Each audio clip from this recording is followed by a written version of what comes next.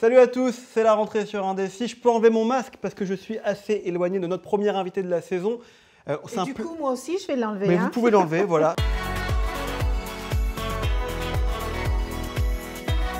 Merci à vous, c'est un plaisir de vous recevoir. Elisabeth Moreno, vous êtes ministre de l'égalité, alors plus précisément, ministre déléguée auprès du Premier ministre, chargée de l'égalité entre les femmes et les hommes, de la diversité et de l'égalité des chances. Est-ce que vous savez pourquoi je suis ministre déléguée auprès du Premier ministre? Non. Parce que tous les sujets de mon ministère concernent l'ensemble du gouvernement. Et c'est pour ça que je suis rattachée au Premier ministre, pour être certaine qu'il rayonne sur l'ensemble du gouvernement. Classe.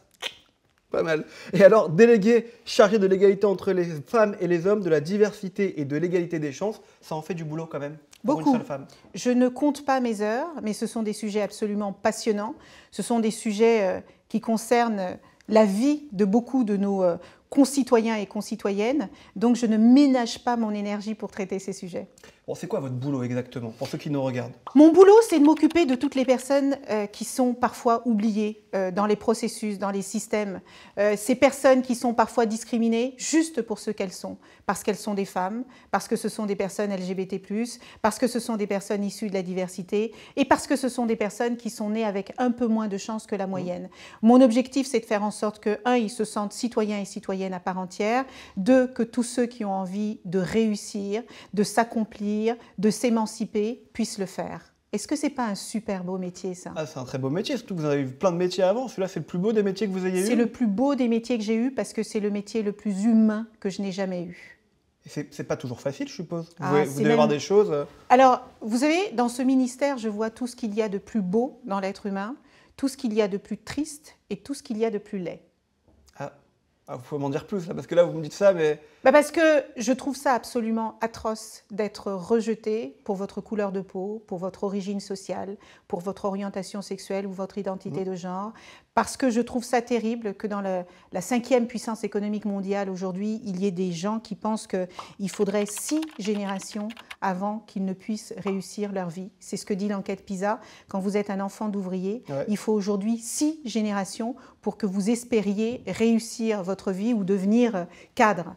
Quel espoir vous pouvez donner à votre jeunesse quand c'est le cas? Et c'est pour ça que je me réjouis que le gouvernement se soit saisi de ces questions, que Jean-Michel Blanquer ait mis en place ce qu'il faut dès l'école, parce que c'est dès l'école que les inégalités se creusent. C'est pour ça aussi que je suis heureuse que le président de la République ait décidé que l'égalité entre les femmes et les hommes serait la grande cause du quinquennat, parce que jamais on ne s'est autant saisi des violences faites aux femmes. Vous trouvez que c'est réussi, cette grande cause du quinquennat, que vraiment on parle de ce sujet? Et c'est à moi que vous demandez ça? Non, mais je travaille dessus matin, midi et soir, y compris la nuit. Jamais on a autant parlé des violences faites aux femmes. Jamais on a mis autant de mesures en place pour pouvoir protéger ces femmes, pour pouvoir traiter les auteurs, pour pouvoir faire en sorte qu'elles reprennent leur vie, que les enfants puissent vivre une vie normale. Jamais on a fait autant pour que les femmes puissent s'émanciper économiquement, professionnellement. Oui, je trouve que nous portons avec beaucoup de détermination la question de l'égalité femmes-hommes. Moi, je vais vous dire en toute honnêteté, je trouve qu'effectivement, je suis d'accord, on n'en a jamais autant parlé depuis 2017 de cette cause et que c'est une grande cause du quinquennat et qu'elle remplit sa fonction. Néanmoins, les chiffres ne sont pas au top. On constate qu'il y a encore plus de violences conjugales, mais parce que aussi, et on n'explique pas tout le temps, il y a eu aussi le confinement au milieu de tout ça, et donc on fait dire ce qu'on veut aux chiffres à peu près. C'est aussi ça votre travail, c'est d'essayer d'expliquer, de faire de la pédagogie? Tant qu'il y aura une seule femme qui mourra dans notre pays, on ne pourra pas se satisfaire de ce qu'on a mis en place. Et en même temps, en 2020, on a eu le nombre le plus faible de féminicides depuis 2005. C'est-à-dire que depuis qu'on a commencé à compter les femmes qui mouraient sous les coups de leur conjoint ou de leur ex-conjoint, je rappelle que tous les 2 jours, il y a une femme qui meurt sous les coups de son conjoint ou de son ex-conjoint, jamais on a eu un chiffre aussi faible, c'est 102. Mais c'est 102 de trop. Je peux vous dire que l'égalité entre les femmes et les hommes, ça fait assez longtemps qu'on s'en est saisi. On est quand même le pays des droits de l'homme, et qui dit droit de l'homme dit aussi droit des femmes, évidemment. Mais la vérité, c'est qu'il y a encore des injustices inexplicable entre les femmes et les hommes. Si je vous dis qu'on est en 2021 et que les femmes gagnent en moyenne 15% de moins que les hommes, 15% de moins.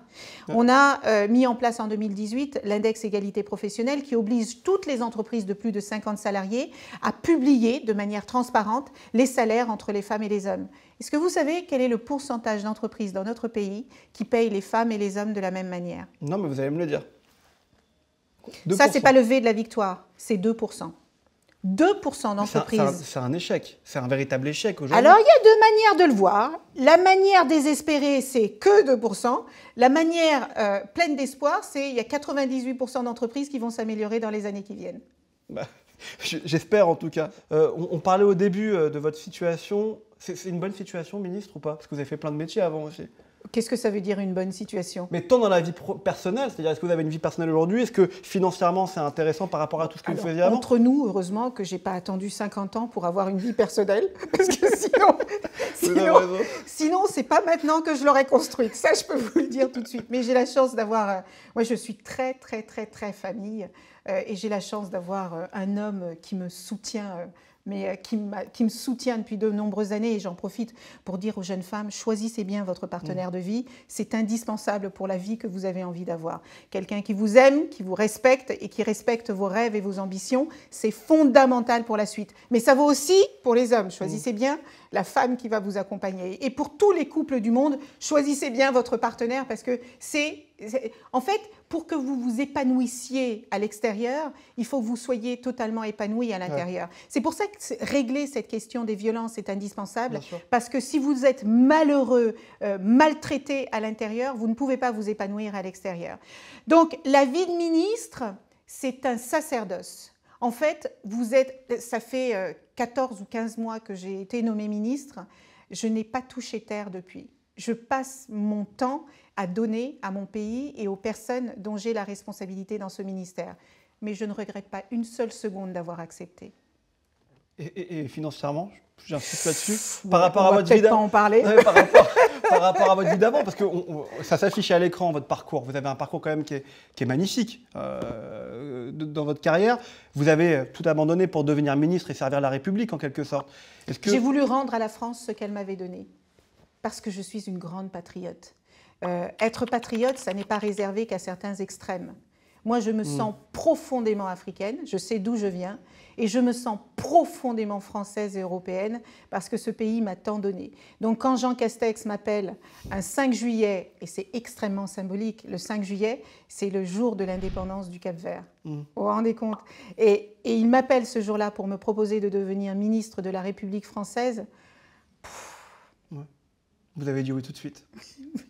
Enfin, je ne peux pas vous le dire comme ça parce que j'ai fait croire à mon mari que je lui demandais son avis. Mais au moment où j'ai raccroché le téléphone, je savais que j'avais envie de le faire. C'est superbe, c'est une superbe histoire. Elisabeth Moreno, avant de passer au sujet d'après, on parlait de l'ambiance au gouvernement. C'est qui le ministre le plus sympa, franchement? J'adore Véran. Ah ouais? Ah mais ouais.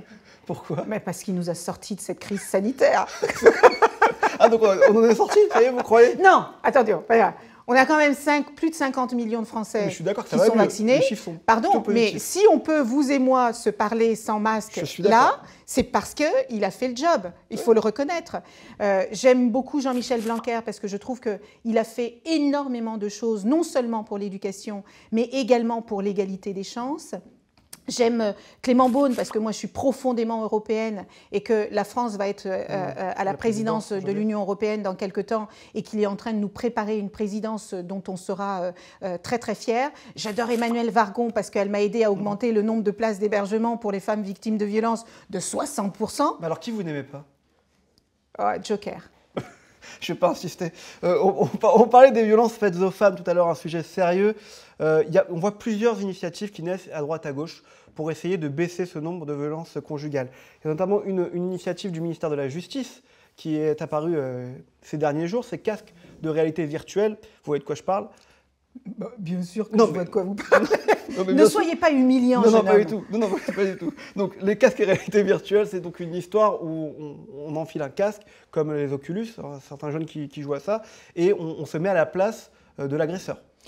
Donc, venant du monde des technologies, je connais parfaitement la force de la réalité augmentée, de la réalité virtuelle. Donc c'est une force, c'est ma question. C'est une force. Je vais vous dire pourquoi c'est une force. Si on ne fait pas prendre conscience à l'auteur de la souffrance de leurs victimes, comment voulez-vous qu'ils réalisent que ce qu'ils font, c'est extrêmement grave?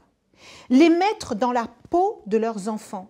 Parce qu'il y a des gens qui pensent qu'on peut être un bon père de famille si on tabasse sa femme. Mais dans quelle psyché est-ce que c'est possible, ça? Je suis d'accord, ils ne se rendent pas compte. Hein. Et donc, l'idée de ces casques de réalité virtuelle, c'est de mettre l'auteur de violence dans la position de sa victime et dans la position de ses enfants. Et réalité virtuelle, ça veut dire que vous ne le vivez pas, mais vous ressentez toutes les émotions de la personne qui est agressée et des enfants. Et on veut, et le garde des Sceaux poursuit cet objectif, de réduire ces violences grâce à ces casques de réalité virtuelle et dans ces mises en situation pour que les agresseurs, entre guillemets, se responsabilisent davantage. Et justement, il y a aussi une autre initiative que j'ai trouvée intéressante, c'est les stages.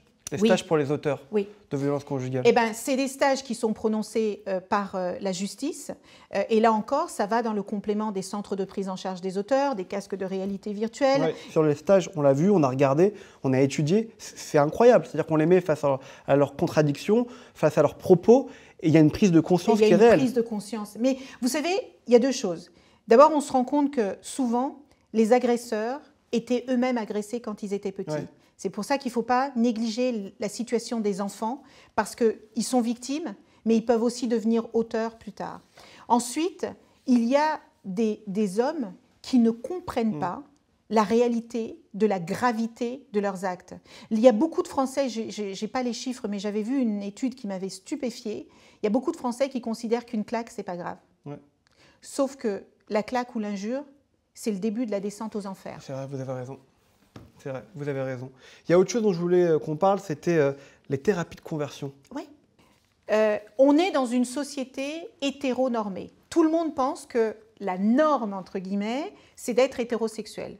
Mais bon, on sait qu'il y a des personnes lesbiennes, qu'il y a des personnes gays, qu'il y a des personnes trans, qu'il y a des personnes intersexes, etc., etc. Et il y a des familles dans tous les milieux, dans toutes les religions. Il y a des familles pour qui c'est insupportable d'imaginer que leur enfant ne soit pas hétéro. Et qui donc, quand leur enfant fait leur coming out ou quand ils ont des doutes, ils vont leur faire des soi-disant thérapies, parce que ce ne sont pas des thérapies. Ouais. Ils vont leur faire des soi-disant thérapies, ça va être des électrochocs, ça va être l'enfermement, sans manger, sans boire pendant des jours, ça va être l'humiliation, ça va être les coups pour essayer de les transformer, comme si l'homosexualité était une maladie. L'homosexualité n'est pas un choix, ça n'est pas une maladie, il n'y a rien à guérir, il y a un collectif qui s'appelle Rien à guérir, parce que quand vous êtes homosexuel, vous n'êtes pas malade. Depuis 1990, c'est sorti des maladies mentales. Qu'est-ce qui fait qu'en 2021, il y a encore ces thérapies dites de conversion? Donc je me réjouis, à la commission, cette loi a été votée quasiment à l'unanimité, ça veut dire que tout le monde comprend bien que c'est un vrai sujet dans notre pays. Il y a des gens qui en souffrent, il y a des gens qui en meurent, il y a des gens qui en gardent des séquelles à vie. Et grâce à cette loi, on est en train de faire une pédagogie, on est en train d'expliquer ce que c'est que ce sujet qui était très mal connu dans notre pays. Et c'est grâce à cette pédagogie, grâce à cette sanction spécifique, que nous allons non seulement pouvoir protéger les personnes qui ont besoin de l'être, mais également expliquer à des parents, à certaines professions, à certaines personnes que c'est interdit. Ouais, alors moi je vais faire le relou là par contre. Hein. Elle n'arrive pas un peu tard cette loi quand même? Parce que là vous allez avoir le temps de la faire passer avant la fin du quinquennat. On fait les navettes parlementaires, ça prend du temps. On a obtenu une procédure accélérée. Ah je ne savais pas, vous voyez comme quoi j'ai fait Maintenant, le relou. Vous le savez. Voilà. Donc vous allez avoir la procédure accélérée, c'est-à-dire qu'elle va passer avant la fin du quinquennat. C'est l'objectif qu'on s'est fixé. Très bien. On va passer à un jeu que vous aimez bien, je crois, le que oui que non. Vous répondez que par oui ou que par non. Vous pouvez vous justifier de temps en temps aux propositions que je vais vous faire. Que oui que non. Est-ce que vous avez lu le dernier livre du président Sarkozy, Les Promenades? Non. Non. Vous ne le lirez pas, ça veut dire? Non, non, j'adore lire. C'est juste que j'ai plus de vie. Ah d'accord, ok, très bien. Que oui que non. Est-ce que vous êtes de gauche? Oui. Vous avez voté PS avant, François Oui. Hollande? François Hollande en 2002? Oui. Très bien. Que oui, que non, est-ce que vous allez faire une 3e dose pour le vaccin? S'il le faut. Très bien. Que oui, que non, est-ce que vous auriez pu faire de la télé-réalité? Non. Non. C'est fou quand même l'image des femmes. On parle depuis tout à l'heure de l'image des femmes dans la télé-réalité. On peut pas légiférer, mais en tout cas savez, agir avec le CSA quand même. j'ai été extrêmement choquée il y a quelques semaines par une vidéo qui a été faite par une jeune femme qui prônait la chirurgie. Vous voulez pas vous la montrer, mais oui, voilà, typiquement. Non, il faut en parler. Je fais des machines en fait au niveau de mon vagin, genre de la radiofréquence. Et en fait, ça rajeunit le vagin. Genre, c'est trop bien. Il faut en parler parce que cette jeune femme a, je crois, plus de 3000 jeunes qui la suivent, qui sont pour la très grande majorité des enfants, des mineurs, qui ont entendu ce qu'elle a dit. Je ne vais pas le répéter, tellement j'ai été choquée. Ces personnes-là doivent savoir qu'elles ont une responsabilité, qu'elles ont une influence pour le pire et le meilleur. À elles de choisir ce qu'elles veulent en faire. Mais j'ai été à la fois dégoûtée, écœurée par l'irresponsabilité de cette jeune personne qui s'est excusée, c'est très bien, mais le mal est déjà fait. Et c'est pour ça que je crois qu'il est important d'éduquer, de former, de sensibiliser sur la manière dont on peut utiliser ces réseaux sociaux. Que oui, que non, on continue. Est-ce que vous serez candidate en 2022? Candidate à quoi? Je sais pas, moi, je me pose une question, c'est que oui, que non. Je vais vous avouer une chose, moi je suis tellement dans mes sujets en ce moment que je ne sais pas ce que je vais faire en 2022. Mais c'est pas que seulement 2022. Depuis 10 ans, je marche et je suis les choses comme elles arrivent. C'est que peut-être à une élection, vous pouvez être candidate. Une chose est certaine, c'est que si le président de la République est candidat et qu'il me propose de l'accompagner dans la campagne, je le ferai parce que je crois en ce qu'il fait. Donc, j'y participerai avec joie et puis j'aviserai en 2022 de ce que je fais. Très bien, vous nous le direz. Mais c'est promis, je reviendrai exprès. Que oui, que non, est-ce que vous êtes pour le retour du service militaire? Oui. Pour tout le monde? Pour tout le monde. Hommes, femmes, oui. hommes? Oui. D'accord. C'est marrant quand même pour une femme de gauche. Oui, je sais. Vous voulez que je vous explique pourquoi? Oui, après, vous allez me dire que je parle trop. Non, là, ça m'intéresse. Je vais vous expliquer pourquoi. Allez-y. Parce que je vais vous parler de l'exemple de mon petit frère. Mon petit frère, donc on a grandi dans une cité, dans une banlieue populaire. Où ça, sans indiscrétion? À Athis-Mons. D'accord, ok. Et mon petit frère, quand il a grandi, à un moment donné, il a commencé à partir en vrille. C'est l'armée qui l'a rattrapé. Parce qu'il y a retrouvé la discipline, il y a retrouvé l'esprit de corps, il a appris à aimer son pays et il était heureux et fier de servir son pays. Et il est revenu complètement transformé. Et ça m'a frappé, ça, parce que mes parents étaient extrêmement rigoureux sur notre éducation, etc. Mais il y a des choses qu'il n'avait pas réussi à lui transmettre, qu'il a appris tout seul, parce qu'il a choisi de le faire à l'armée. Et cet esprit de corps, j'ai fait beaucoup de sessions avec Florence Parly et Geneviève Darrieussecq. Vous apprenez des choses sur la France quand vous êtes à l'armée que vous n'apprenez pas à l'école ou simplement en étant avec vos potes à l'extérieur. Donc pour les femmes, parce qu'il y a des femmes qui sont extrêmement fières aussi de servir leur pays, de le protéger, je pense que pour les femmes et pour les hommes, c'est une chose intéressante. Un cadre, une structure, une rigueur, une discipline, tout dans la vie dépend de la discipline que vous y mettez. Et je pense que l'armée est un... Vous l'auriez fait, vous, le service militaire? Ah, mais je rêvais de le faire. Mes parents n'ont pas voulu. Ah bon? Ouais, parce que je suis une fille. Ah, c'est pour ça? Ah non, mais ma mère m'a dit une fille ne fait pas l'armée. D'accord. Mais je l'aurais fait volontiers. Que oui, que non. Est-ce que vous êtes pour la légalisation du cannabis? Non. Pas du tout? Non, je suis contre toutes les saloperies qui tuent le cerveau de nos enfants. Et on commence par le cannabis et on ne sait pas comment ça finit. C'est clair. Que oui, que non. Est-ce que vous avez le temps de regarder des séries quand même en tant que ministre? Oui, c'est la meilleure manière de me détendre. Je les regarde avec ma fille. Elle les présélectionne et puis après on les regarde ensemble. C'est cool ça. Quelle série? Jeux de dames. Ouais. J'ai adoré. Vraiment, j'ai adoré. Pour poursuivre, là on arrive bientôt dans une année qui est importante, 2022. Vous la sentez comment, la présidentielle? Je pense que la manière dont elle commence est extrêmement regrettable et triste pour notre pays. Tous les discours de haine, de rejet, de violence, tout ce que j'entends me brise le cœur parce que ça n'est pas la France des Lumières, ça n'est pas ça ne ressemble en rien aux valeurs humanistes de notre pays. Si on pense qu'en rejetant presque 10 millions de Français, on va avoir une France qui va bien. Quand vous dites ça, ça veut dire quoi? C'est qui les 10 millions de Français qu'on rejette? Quand vous dites ça, en rejetant 10 millions de Français? Vous savez, quand je pense à Zinedine Zidane ou à Fatoumata Kébé, je crois que, ou Leila Slimani, vous savez, c'est le point de ralliement des personnes comme Zola, comme Badinter, comme Joséphine Baker, ces gens-là, ils ne sont pas nés français. Et pourtant, ils font rayonner la France. Quand Clarisse Agbenenou a ses 2 médailles sur la poitrine et qu'elle pleure de joie parce qu'elle est fière de représenter la France, personne ne va lui rappeler d'où viennent ses parents. La France a toujours été diverse. Elle continuera d'être diverse.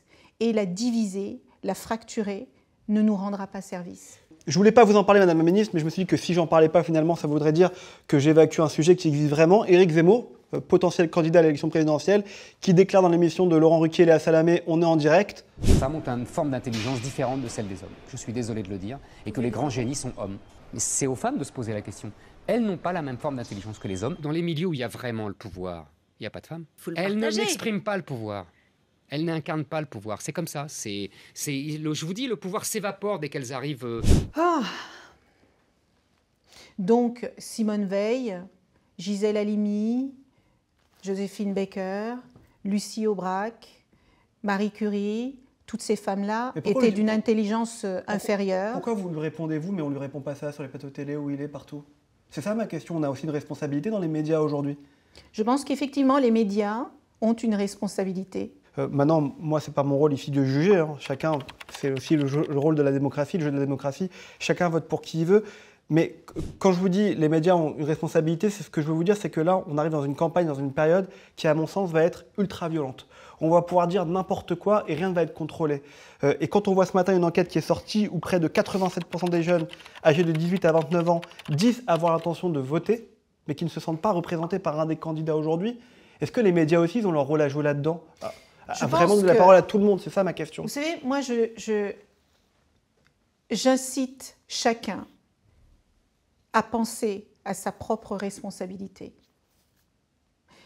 J'incite les médias à se poser la question de savoir pourquoi c'est si important de parler tous les jours, toutes les heures, toutes les minutes de quelqu'un qui est dans le rejet, de quelqu'un qui triche sur l'histoire, qui raconte des choses qui n'existent pas mais qui s'écoutent comme si c'était le Messie, quelqu'un qui est raciste, quelqu'un qui est misogyne, quelqu'un qui est homophobe. Mais dans quel pays est-ce qu'on vit? Quelles sont les valeurs qu'on a envie de transmettre? Alors je sais bien que pour vendre, on est prêt à tout. Je sais bien qu'il y a des gens qui ont tellement désespérément besoin d'attirer la lumière qu'ils sont prêts à tout. Mais je crois qu'il est important que ce soit les politiques, que ce soit les médias, que ce soit les associations, qui que nous soyons, nous avons tous une responsabilité pour que ce pays aille mieux. Et on devrait se poser la question de savoir dans quel monde est-ce qu'on a envie que nos enfants grandissent. Dernière question sur ce sujet, vous croyez que l'objectivité aujourd'hui, ça existe encore dans notre pays? Quand on allume la télé tous les matins, la radio, on a l'impression que c'est la course à... Mais l'objectivité n'a jamais existé. Alors c'est ma question. On est tous influencés. On est influencés par nos parents, on est influencés par nos amis, on est influencés par les médias, on est influencés par nos lectures. Mais les médias influençaient autant avant? Je pense qu'on est dans une société de communication. On est complètement submergé dès qu'on se lève le matin jusqu'au moment où on se couche par les réseaux sociaux, par la radio, par la télé. Moi, je trouve que les médias ont un véritable pouvoir. À vous de savoir ce que vous avez envie de faire de ce pouvoir. Elisabeth Moreno, merci d'être venue nous voir. Vous êtes la ministre chargée de l'égalité entre les femmes et les hommes. Je ne dis pas tout le titre, mais on l'a en tête et il est écrit en bas. J'ai un cadeau avant de vous laisser partir. Un cadeau, on offre toujours un cadeau à notre invité. Voilà, c'est pour vous. C'est un CD? Ah, peut-être. J'adore la musique. Putain, vous êtes forte. Vous avez directement c'était un CD. Ça aurait pu être une boîte de chocolat ou un truc. Non, je sens que c'est un CD parce que j'en reçois souvent et que... Ah, vous aimez la musique? Vous avez dû vous renseigner et vous avez dû entendre que j'aimais la musique, ouais. Non? De qui, la question? Oh, my lord! Merci infiniment. Vous pouvez montrer à la caméra comme ça, moi, voilà. Joséphine Baker. Vous êtes fan de Joséphine Baker? Je suis fan de Joséphine Baker. Je suis tellement heureuse que le président de la République ait décidé de la panthéoniser. On connaît Joséphine Baker, l'artiste. Ouais. On connaît cette femme drôle qui aime s'amuser et faire rire les autres. On ne connaît pas cette femme qui a risqué sa vie pour la France. On ne connaît pas cette Américaine qui a quitté les États-Unis pour venir se réfugier dans notre pays. Joséphine Baker, c'est à elle seule l'histoire de la diversité française. C'est beau. Et je vous demanderai pas de chanter de Joséphine Baker pour terminer. Ça serait trop... J'ai deux amours. Mon pays est Paris. Ah, pas mal, pas mal, belle voix. Merci à vous, Madame Moreno, d'avoir été avec nous sur Un Défi. C'était la première de la saison sur Un Défi sur YouTube. Partagez, likez, dites-nous ce que vous avez pensé de ce nouveau format. Nous, on se retrouve très vite avec un ou une nouvelle invitée de différents bords politiques. À très bientôt et en attendant, on garde les masques, on se lave les mains. C'est bientôt la fin, je le sens, ça arrive. Ciao!